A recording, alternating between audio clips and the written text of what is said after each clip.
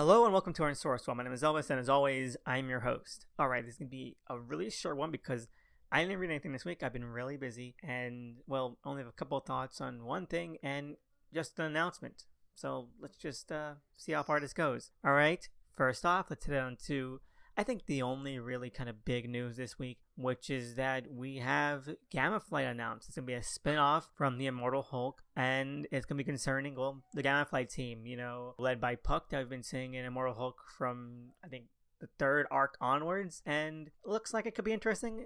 It's going to be spinning off after the events of Immortal Hulk, so it really doesn't seem that, engaging to me. I think that Immortal Hulk, its own storyline, has really been the thing that's been kind of pulling me in.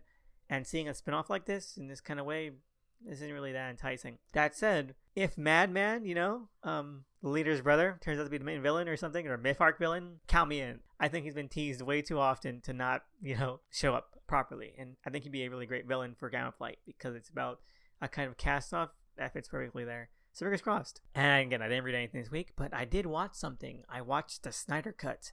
And I just want to, say this is only going to be a spoiler-free, short first thoughts review, and I'll have an announcement later on when to expect a full-length, I want to expect a full-length spoiler breakdown discussion roundtable about it. So let's get on into it. First off, I want to say that I'm someone who really loves Man of Steel and who really enjoys and honestly adores a lot about Batman v Superman.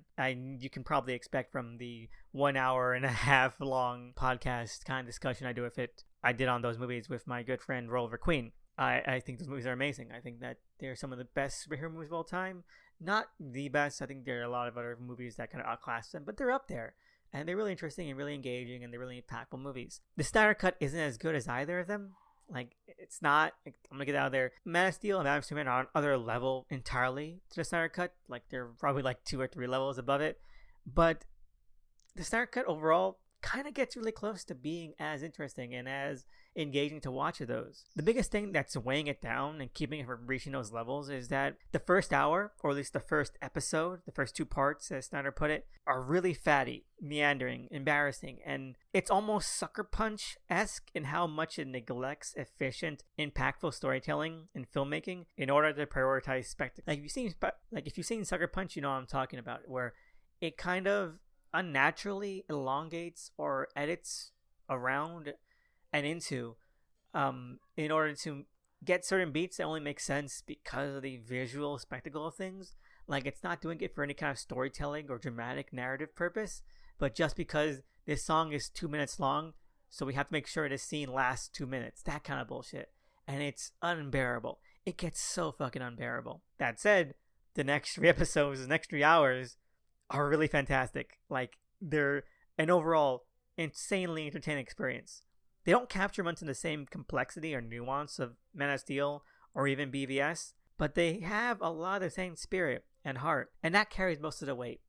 So it's kind of insane where, I can say it takes an hour for this to get good, and that's legit. That's what it is. And I'm saying that an hour of this is pretty bad, but it's 4 hours, so it's hard to, actually recommend it, because you're going to be sinking in an hour that I think, and you might not think it's bad, but I think that it's kind of dreadful. It's dreadful for an hour, but I still really enjoyed it, and I would still recommend it, but it's a time investment, and, proceed with caution. Overall, 7 out of 10. 1 thumb up, 1 thumb middle.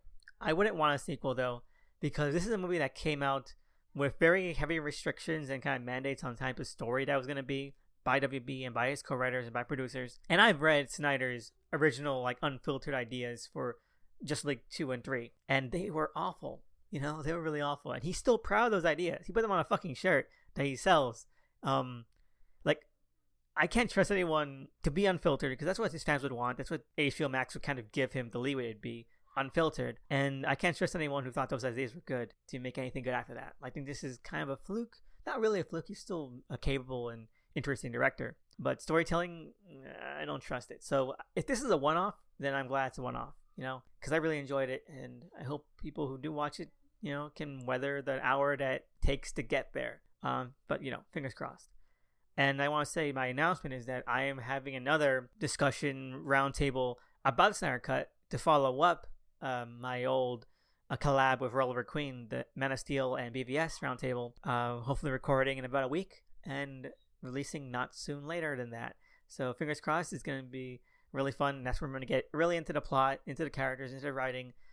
So can't wait to do that and hope you enjoy it as well. Anyway, that's it for this week. I want to give a shout out to the cover artists for the show at DOTEMCE. Please check them out. They're amazing.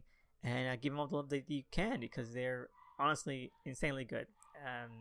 They deserve all the fans they can get. And I want to give a shout out to everyone out there for listening and for continuing to listen. It means a lot. Anyway, have a good one. Enjoy whatever movies or shows you watch this week. And see you again next time.